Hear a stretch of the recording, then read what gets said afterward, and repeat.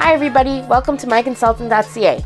This week, we're going to be covering an influx of American immigrants into Canada, Ottawa closing a special Afghan refugee program, refugee advocates calling on the government to extend this program, British Columbia issuing more than 164 PNP invitations, an interview hosted by Sarah, as well as what it's like to move to Thunder Bay, Ontario.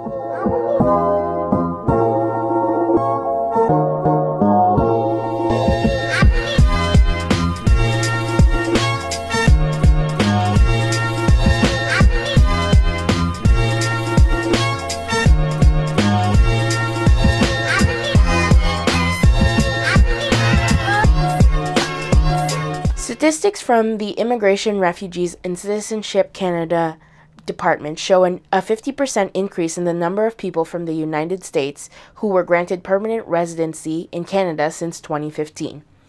There was a sharp decline of immigration during the first year of COVID-19. However, in 2021, the number of successful U.S. applicants reached was 11,950 in 2021.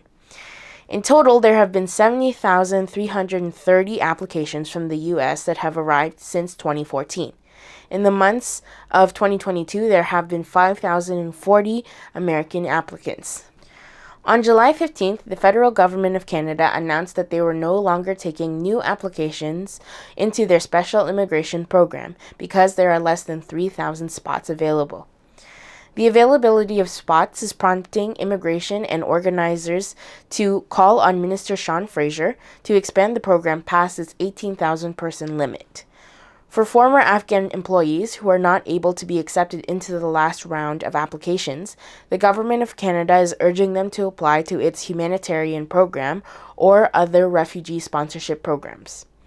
This program was meant to prioritize former employees of the armed forces or Canadian government and their families. This is after the Canadian government announced that they were less than halfway to its goal of bringing 40,000 Afghan nationals into the country. Bill C-19 is allowing the immigration minister to invite express entry candidates based on certain criteria in order to support regional economic needs. The IRCC is holding an express entry draw that are based on candidates' occupation, language, or education.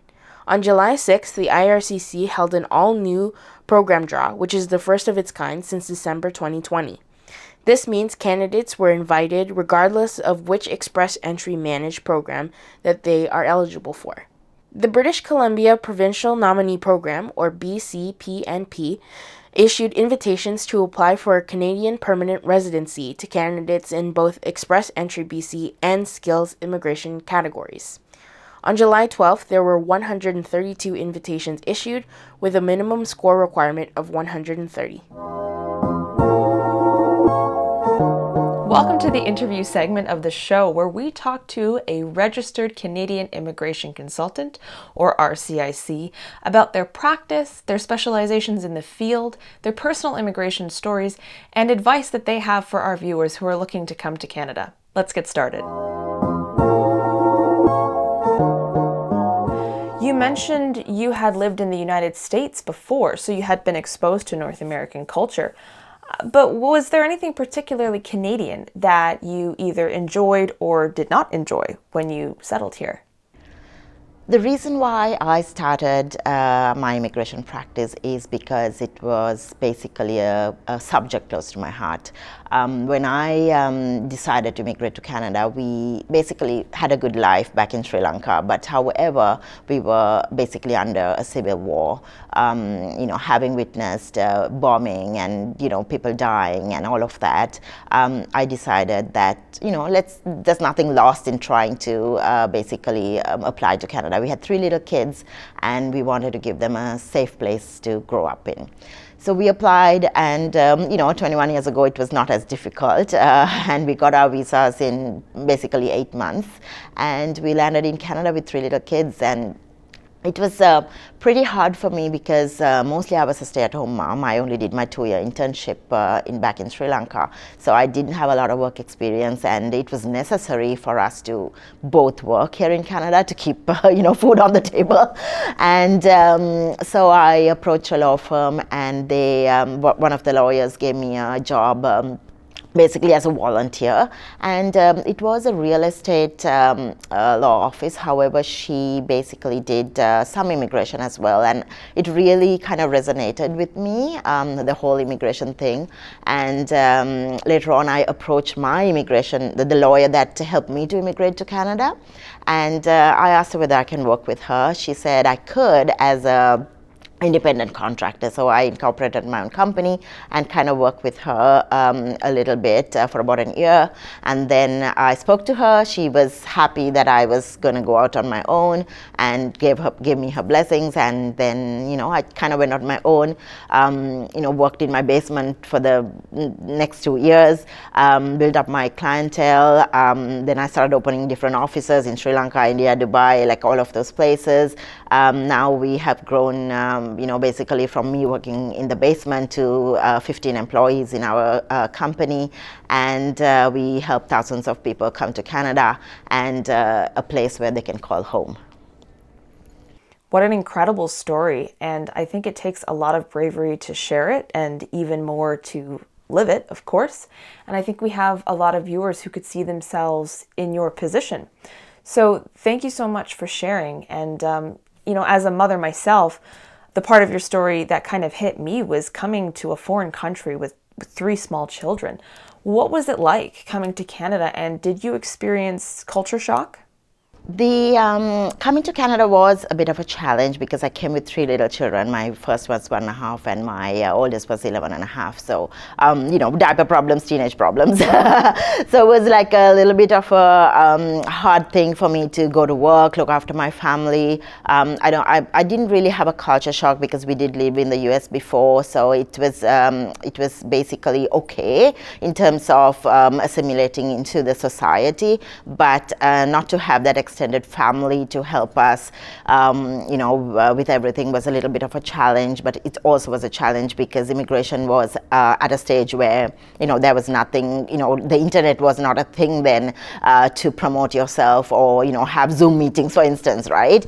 So I actually had to leave my kids and travel to do the seminars. And so that was a challenging thing, but I'm grateful for the fact that Canada gave me this chance to explore my, my talents. The world of employment in Canada is growing, and not just in Toronto or the Greater Toronto Area. Thunder Bay is a city located in Ontario, which is Canada's largest and most populated province. As a community, Thunder Bay has many programs in place to help newcomers and their families feel more welcome into Canada. Thunder Bay's Local Immigration Partnership, or LIP, and their Northern LIP have an initiative that is focused on improving access to and the coordination of effective services that facilitate immigration settlements and make immigrating so much easier for newcomers. According to Statistics Canada, there is a large Latinx community in Thunder Bay, with over 300,000 of its citizens having immigrated from South America. Healthcare remains the city's leading employment sector, with over 20 primary care clinics and 2 hospitals that are looking to hire as of 2022. Alongside this, food services, banking, and teaching are also 3 sectors that have been major employers in the city. At Thunder Bay's Multicultural Association, their aim is to help integrate newcomers into their new lives. Common areas where they provide information and referral services include housing, employment, language, education, health, and social connections. After a newcomer and their family has immigrated, their settlement workers will provide an assessment of the individual or individuals' needs and help create a personalized settlement plan. The Multicultural Center's settlement workers also ensure that relevant information and service providers are aware of the needs of their clients and work to meet those needs with a daily check-in as to how the settlement plan is working and what needs to be improved. Newcomers who are interested in moving to Thunder Bay are encouraged to visit thunderbay.org/programs to get in touch with their center's office and book an appointment with a settlement worker. Alongside settlement aid, the Multicultural Center also provides newcomers with social connections. After the settlement workers provide some assessment and planning, they will provide a referral to the Community Connections program. Newcomer program participants can engage with their communities at large alongside fellow newcomers. In the Community Connections program, newcomers can experience and learn about life in Canada, as well as access community resources. That's all for today. Thanks for joining us this week. Be sure to click the bell icon and subscribe to the myconsultant.ca channel. If you want to learn more about the topics we covered today, be sure to visit myconsultant.ca, where you can speak to a registered immigration and citizenship consultant. I'm Adrienne Quijano, and we'll see you next week. Bye!